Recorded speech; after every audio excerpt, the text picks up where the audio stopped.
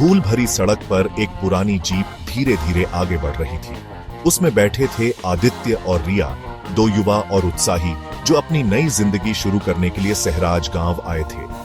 गांव के बाहर ऊंची दीवारों वाली एक विशाल हवेली थी, सहराज हवेली। सूरज की आखिरी किरणों में नहाया हवेली भव्य दिख रही थी, लेकिन साथ ही एक अजीब सी उदासी भी उसमें झलक रही थी। यह वही हवेली थी जहां आदित्य ने अपना बचपन बिताया था। यह वही हवेली थी जिसके बारे में उन्होंने अनगिनत कहानियां सुनी थीं, कहानियां जो उनके दादाजी उन्हें सुनाया करते थे। आदित्य ने गहरी सांस ली। उसकी आंखों में उत्साह और थोड़ी झिझक थी। सालों बाद वह अपनी जड़ों की ओर लौट रहा था। आदित्य, ये जगह तुम्हारे लिए बहुत मायने रखती है ना? जैसे ही उनकी जीप हवेली के विशाल दरवाजे के पास रुकी, एक अजीब सी खामोशी छा गई। ऐसा लगा जैसे पूरी दुनिया बस एक पल के लिए रुक गई हो। हवा रुक गई और पत्तियां हिलना बंद हो गई। आदित्य और रिया ने एक दूसरे को देखा। दोनों के चेहरे पर एक अनकहा सा डर था। एक पल ठहरने के बाद आदित्य ने हिम्मत जुटाते हुए दरवाजे पर लगे भारी लोहे के छल्ले को खटखटाया। खटखटाहट की आवाज हवेली की खामोशी में गूंज उठी, लेकिन कोई जवाब नहीं आया। थोड़ी देर बाद गांव के कुछ लोग वहां इकट्ठा होने लगे। वे सभी आदित्य और रिया को कौतूहल से देख रहे थे। उनकी निगाहों में एक अजीब सी चेतावनी थी। बाबू, यह हवेली अशुभ है। यहां सालों से कोई नहीं रहा। यह जगह शापित है। आदित्य ने बूढ़े आदमी की बात अनसुनी कर दी। उसे विश्वास था कि यह सब अंधविश्वास है। उसने हवेली का दरवाजा खोला और रिया के साथ अंदर चला गया। जैसे जैसे दिन ढलता गया, हवेली में अजीबोगरीब घटनाएं शुरू हो गईं। रिया को ऐसा लग रहा था जैसे कोई उसे देख रहा है। उसे अक्सर अपनी पीठ पर ठंडी सांसों का एहसास होता था। कई बार उसे फुसफुसाहटें सुनाई देती थीं, हालांकि वह जानती थी कि वहां कोई नहीं है। आदित्य, मुझे यहाँ से जाना है। यह जगह ठीक नहीं है। आदित्य ने उसे शांत करने की कोशिश की। उसे अब भी विश्वास था कि यह सब रिया का वहम है, लेकिन उसके मन में भी शक के बीज पड़ चुके थे। हवेली में कुछ तो ऐसा था जो अजीब था, कुछ ऐसा जो वह समझ नहीं पा रहा था। अगले कुछ दिन और भी भयावह साबित हुए। रिया को अक्सर अपने आसपास किसी की उपस्थिति महसूस होती थी। वस्तुएं अपने आप हिल जाती थीं। दरवाजे अचानक खुलते और बंद होते थे। रात में गलियारों में भारी पदचाप गूंजते थे। एक रात रिया की नींद एक खून जमा देने वाली चीख से टूट गई। वह उठी और आदित्य को खोजने लगी। हवेली के एक अंधेरे कमरे से रोशनी निकल रही थी। रिया डरते डरते उस कमरे के पास गई और दरवाजा खोला।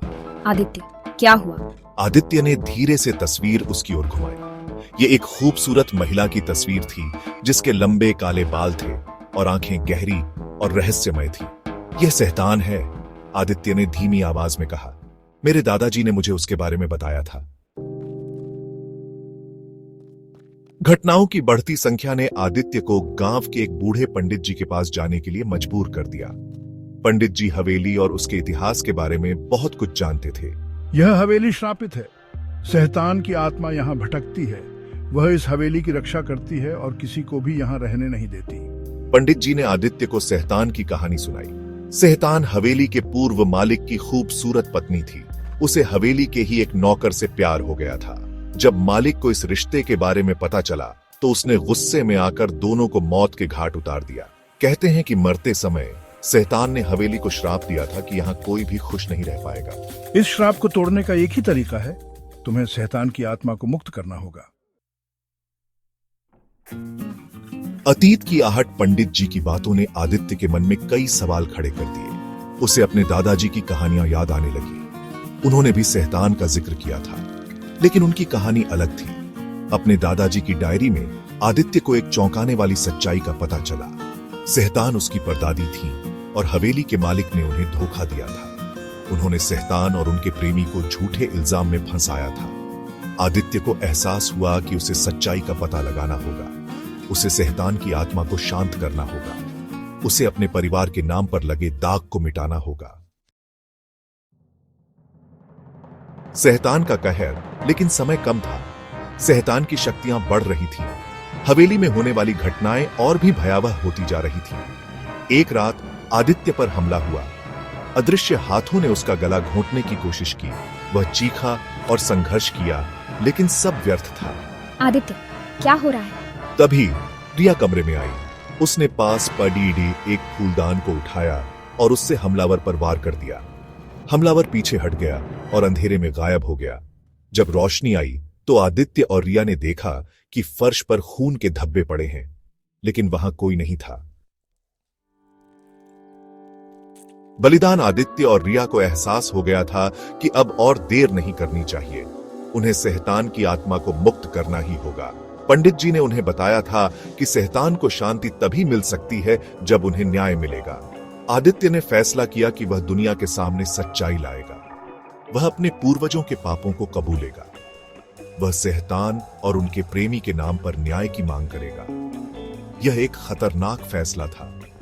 उसे पता था कि इससे उसके परिवार की प्रतिष्ठा धूमिल होगी, लेकिन उसके लिए इससे बढ़कर कुछ भी नहीं था कि सहतान को शांति मिले। मुक्ति या अनंत कैद। आदित्य ने एक सार्वजनिक सभा बुलाई। सारे गांव वाले वहां इकट्ठा हुए। लोग उत्सुक थे। उन्हें समझ नहीं आ रहा था कि आदित्य क्या करने वाला है। आदित्य ने सबके सामने अपने परिवार की सच्चाई बयां की। उसने बताया कि कैसे उसके पूर्वजों ने सहतान और उनके प्रेमी को झूठे इल्जाम में फंसाया था। उसने सहतान और उनके प्रेमी से माफी मांगी। जैसे ही आदित्य ने अपनी बात खत्म की, हवेली में एक रोशनी चमकी, एक ठंडी हवा चली और फिर सब कुछ शांत हो गया। क्या सहतान की आत्मा को शांति मिली? क्या आदित्य का बलिदान सफल रहा? यह तो वक्त ही बताएगा। लेकिन एक बात तो तय थी, सहराज हवेली का रहस्य हमेशा के लिए इतिहास के पन्नों में दर्ज हो गया था।